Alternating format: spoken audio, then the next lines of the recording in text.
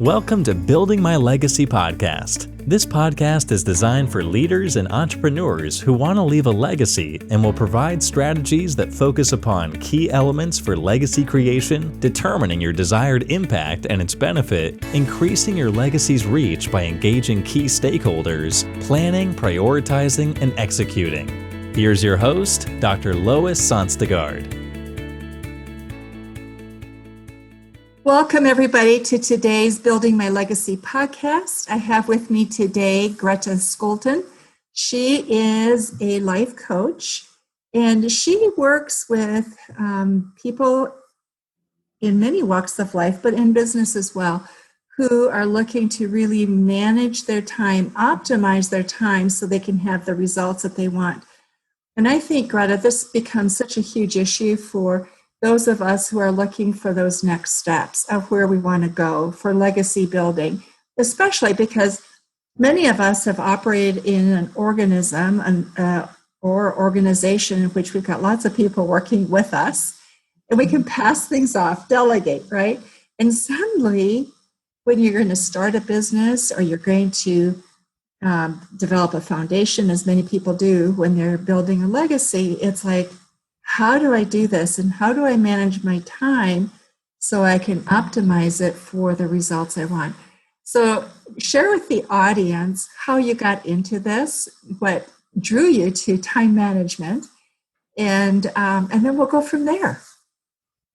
Yeah, so I feel like kind of time management and organization was always in my DNA. My first career was actually as an occupational therapist, where my primary job was setting goals for my clients and helping them achieve them. And so that requires a lot of planning and a lot of forethought. So I feel like that was kind of just a natural talent of mine. And then I started into life coaching and just merged those talents of helping other people learn to manage their time well and really step back and take a look at what they want to create in the future. What do you see are the biggest challenges people face in time management? I think it's really what most people don't do is plan ahead. They're more reactive. They put out fires. They're kind of in it.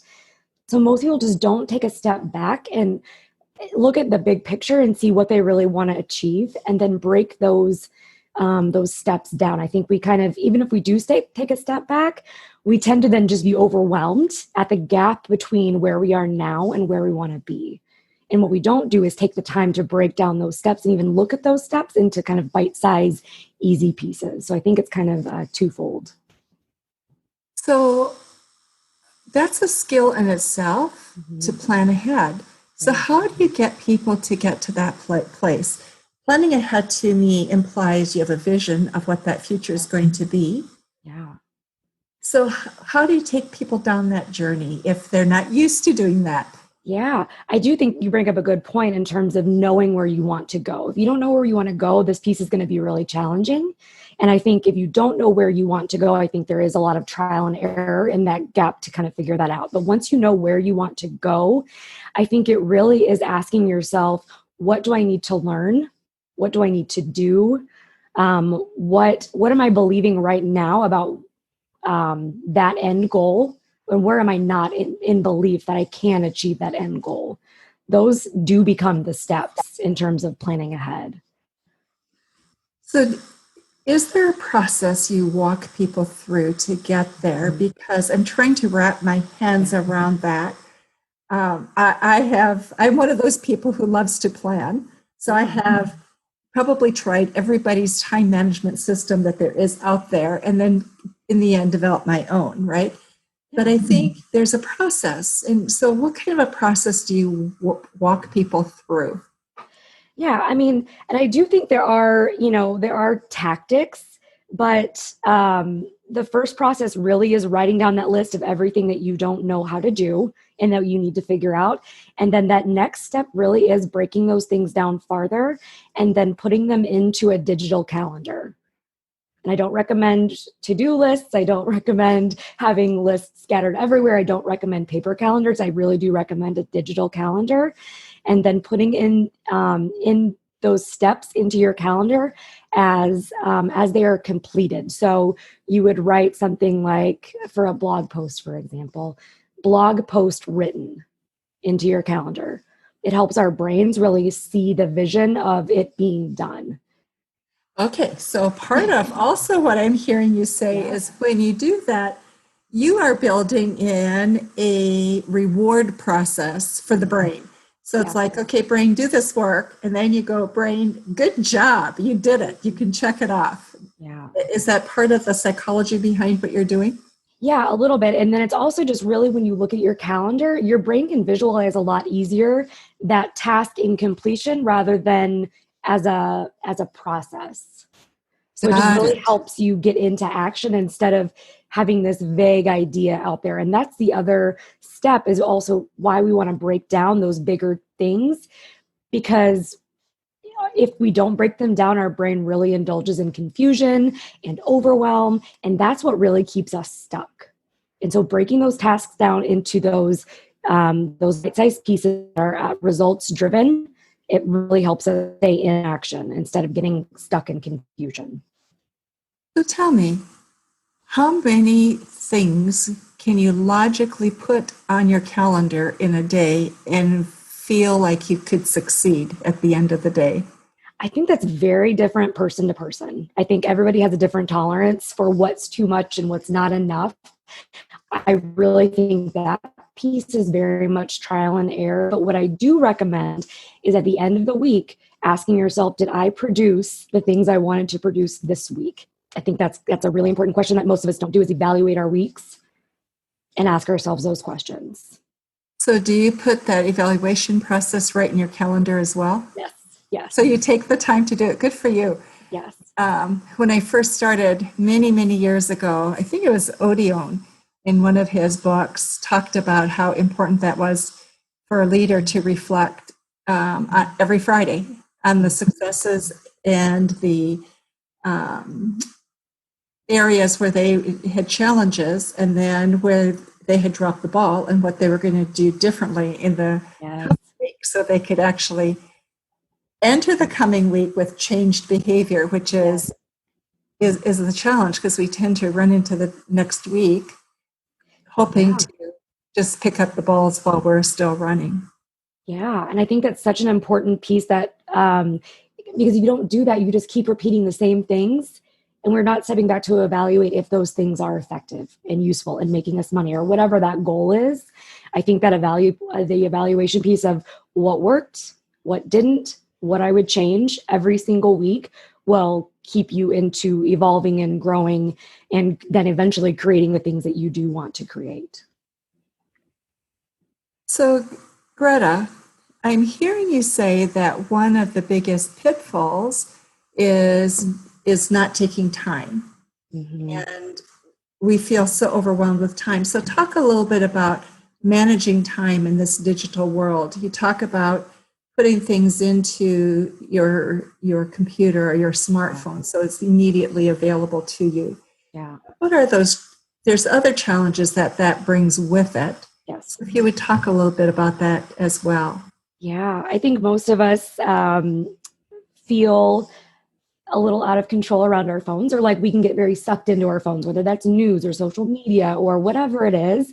One thing that I do schedule in my calendar that I think is a game changer is scheduling in times for email, scheduling times for social media, scheduling in times for news, and only checking those things then, no other time. And then also in hand with that is turning off all of my notifications except for my calendar notifications. So the only thing that ding and pop up is the next thing on my calendar. I think those two things can really help minimize distractions and keep us managing our time well. So one of the challenges I think people in corporate America face right now is responsiveness is an expectation to being very responsive to emails, right? Mm-hmm. And so, and the logic behind that is that if you delay in responding to someone's question, that may be X amount of productivity dollars lost, and it can be very costly if it's multiplied over a number of people. But if you're constantly responding, you're also losing focus on what it is that you're doing. So how do you, these are balls we're having in the air all the time. What do you suggest that people do to be able to be in control of that. Yeah, I think even if you are someone that feels like you do need, you do need to check your email more frequently, I would even just schedule that in more frequently, even if it's every half hour, every hour, whatever you determine that time frame to be. That's what I would recommend. That way you're not at the effect of your email. You don't feel like you're sucked in and you're constantly chasing. It's very structured time, even if it is very frequently structured time. So for you, tell us some of the biggest successes you've had with time managing. Why does it really, really make a difference? There are people who fly by the seat of the pants and they seem successful, right? Yeah. You wonder how they do it, but they do. And so tell us about your successes and how you have really worked with people to give them that sense of confidence that time management brings. Yeah, I think the biggest thing is you learn that you can do so much more in so much less time. You realize how much time we actually have and how much we can get done. And I think for the vast majority of us, we have no idea how much we can actually produce when we are focused, we have a good plan, and we follow through with that plan. And we're honest with ourselves that when we're working on something, we're not also checking email or also pulling ourselves away. We can do so much more. And I feel like that's been my biggest takeaway is I've gotten 4 times as much done in the same amount of time than I ever thought possible. It is amazing. And same with my clients too. It blows their minds when they realize most people don't even realize how unfocused we are when we're working. We think we're working and focused, but when we really, really do it this way and schedule in time, it's just one of those things that we don't even realize how distracted we are until we truly take away those distractions and be honest with ourselves about how much we were distracted before. So part of time management to me also implies there's a discipline that you bring, that you're willing to bring, right? Yes. And so there's a mindset component to this. I would argue that it's a 100% mindset thing, not even a component. I think time management is mind management. And I think what goes along with following our calendar is you have to be willing to feel the urges or the desire to do something else. And to not fight against that and argue with that feeling, to just expect that you're going to want to check your phone. You're going to think that something else in the moment is more important. And to just recognize that those urges and those thoughts are going to come up for you, that's totally normal. But to not react to them. That's the key right there, is to not react to them. Here are a couple challenges that I've experienced. And one is there are projects I look at and I go, oh, okay, I'll push that to the bottom, right? Mm-hmm. And I've learned that doesn't work so well. It keeps getting pushed to the bottom and then the next day. So I have to do a different strategy. So you want to speak to that? Yes. So that's totally normal to have that desire. I would say it's a couple of things probably is breaking up that project or whatever that is, breaking that up into those small little bite-sized pieces. What's the next step you need to take on that project? Write that in your schedule as a separate piece and do that with every single piece. That helps a lot. And then to also just expect, even when they are broken up, if it's something new, our brains don't like to do anything new because we think it's dangerous. Because our brains want to keep us safe and comfortable and exerting as little energy as possible. So doing new things is the opposite of safety and comfort and familiar. And so I think just knowing that and expecting it to be that way, and that doesn't mean you shouldn't do it. It just means you are growing. That is your growth right there. And that's why it feels that way. I think those 2 pieces of knowledge are really helpful when entering a new project and that feeling, that desire to push it away. You know, it's fascinating you say that, because so when you don't want to do it, perhaps the question you have to ask yourself is, have I broken it down into enough steps that I can actually do it? Yes. That's a great, great tip, I think, for people. Yeah. Right? And if you're worried it's not broken down enough. Or another sign to me is if you're feeling resistance to something on your calendar, that can be a sign to kind of ask yourself, okay, how could I break this down even further? Sometimes it just seems silly. Like it should seem so basic and simple. For giant tasks for me, or what I perceive as a giant task, sometimes I'll even write it as simply as like, sit down at the computer, open up X program, whatever it is. I mean, it should seem almost silly. If you're having a lot of resistance, I would break it down to the point of where it seems almost childish. And not in like a way that you're speaking down to yourself, but you just want to make it as simple for your brain as possible to take that next step. Here's the other thing I have found is I tend to be fairly driven. So stopping is a hard thing. And the problem that COVID and all of this has presented is I can start at 4 a.m. and keep going until 10 o'clock at night. Mm-hmm. Nothing that says, okay, I've got to now pack up and go home. You're operating out of your home environment. So there's not that natural start and stop break that we have. But as I was thinking about that, part of also what it does is the list grows so I can get more done. But what I have had to learn to do is to build in breaks. Mm-hmm. And to give yourself permission to have breaks, because otherwise the list becomes oppressive. Yeah. I think one of the first questions I would ask to yourself or to, anybody else doing this work is, why do you not want to stop? Like usually there's some like fear or something behind that. So that might be, to me, that would be a good place to start, is kind of asking yourself why you don't want to stop. I do think building in natural breaks are a really helpful thing, or setting a stop time for you and whatever, or whoever's doing this, to when you want to be done and what you want to have produced at the end of that time. So it's very clear to your brain what you will have produced at the end of that time, and then to respect the end of that time, whether or not you got that thing done. Those are great tips, and practical, right? I mean, I think our brain likes both simplicity and that practicalness, because if we're going to do this, don't make the process so difficult that I have to really think about process before I can get to doing. And I think sometimes people's solutions are more complex than. Oh, absolutely. Right? Absolutely. So, Gretta, tell me something else. Do you have a course that you take people through, or how do you work with people in terms of time management? Yeah, I don't have a course. I do work with women one-to-one.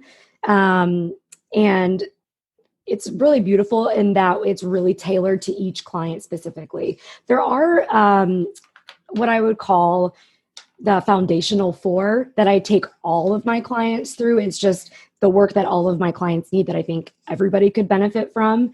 And that first piece is planning 24 hours in advance.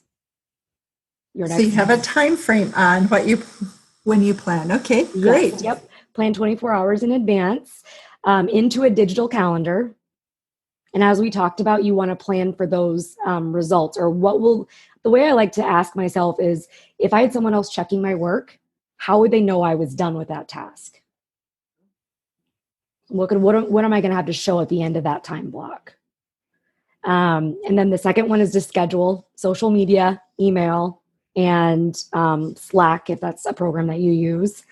The next one is to feel their feelings. So to feel when you're feeling uncomfortable. Most of us try to busy ourselves away when we're feeling uncomfortable, or we have certain emotions that we don't want to feel. That's such a huge component to following through with your plan, is really being willing to feel all of your emotions. I think that's sometimes labeled as like this very soft skill, but really why we do anything is because of how we feel or how we think we're going to feel. So really being willing to feel uncomfortable. And then that last step is kind of allowing those urges or those desires to do something that's off of our schedule. And to notice those desires and to expect them too, and not to think that they're not going to come up, because they will. So those are really the 4 skills that I take all of my clients through. And then everything else is very much customized to each client depending on what they'd like to work on. Got it. So, Gretta, you work largely with women. Correct. And what are there challenges for time management that are unique to women and their lives? Yeah. I think there are a lot of challenges that are unique, especially during these times, especially women who have children that may have been working outside of the house and now that are working at home. Um, and if they've got kids that are also, working or taking school remotely, having to balance both of those things. I think that's probably one of the biggest challenges right now that women seem to be facing, maybe more than men, perhaps. Not all the time. That's not a blanket rule, but that does seem to be the most prevalent right now. And to me, that really brings up a need to be planning in reality. And so you might want to get a lot more done, but just being very realistic and very gentle and kind with yourself about what's going on right now and what the realities of your day are. And not to say you can't get things done, but to also be honest with yourself about what else is happening in your day-to-day life. Greta, I think that's one of the things that's so difficult because, in a sense, we've lost our ability to be honest. Like, for example, if I say to somebody, "How are you?" Fine, great. Yeah. Right. And I know what the person is going through, and I know it's not great and it's not fine. Mm-hmm. And so there's an honesty you have to bring to it if you're going to be effective in planning. Yes. Right? You've got to be honest about feelings. You got to be honest about, did I break things down? Yes. Yeah, I totally agree. And I think we're afraid to admit things to ourselves because if we admit what we're kind of thinking in the dark corners of our minds, we think that's going to bring that into reality, which really the opposite is true. We're always reacting from those things we don't want to look at. But actually, when we look at them and we shine a light on them, then we can see them for what they are. And it's just these optional beliefs that aren't serving us. So really the opposite is true. If we're kind of willing to look at the worst case scenario or what we're imagining the worst case scenario to be, then we have agency over it. It's when we're hiding it and trying to avoid it is when we end up kind of bringing that forth into our lives. So Greta, as you look at women, people in business, people who are wanting to build a legacy, wanting to start a new business, whatever it is, last pieces of advice that you want to give to our audience. Our time is almost up, and so I just want to make sure we haven't missed anything that's really important for them, because I think time management is one of those basic things that we tend to say, oh, of course, everybody knows it. Nobody teaches it, so we don't learn it, and we don't know how to do it. So last pieces of advice or thoughts that you have. Yeah, and I think it kind of goes back to that honesty piece. Like, I think being really honest, like, am I happy with where I'm at right now? Really, am I okay with this? I think a lot of us keep repeating the same lives over and over because we've invested so much time or money in one path. But I think first of all, being really honest about, am I happy with where I am right now? Am I going to be happy 20 years from now, looking back? What will I wish I would have done in this moment right now? Is that changing a career? Is that starting a business? Whatever it is, I think that's really the first piece. And really going to that future place. What do I want to create? What do I want my legacy to be? Because really, I control that right now. I really think that's the most important question you can ask yourself. And if the answer is no, I think it's then trial and error, trying just to discover what that is. What do you want to create? How can you do that? Control it now. And I think, it is so powerful, isn't it? When you look at the end and then move backwards to each of the steps that will get you to that point. Yeah. Greta, this has been so helpful and so wonderful to talk with you. I appreciate this on time and time management because, boy, I think we could all just benefit so much by stopping, reflecting, and asking ourselves the most basic question, that is, am I managing my time well? And how could I do it better? So thank you. And for those of you who are listening, we will have information about Gretta in the show notes. So you will be able to reach her or connect with her, or if you have difficulty, want further information, just let us know. We'll be glad to connect you. Gretta, thank you so much for being with us today. And those who are listening, thank you for joining us in Building My Legacy podcast. You've been listening to Building My Legacy podcast with Dr. Lois Sonstegard. To book your appointment with Dr. Sonstegard, visit www.buildtomorrow.com.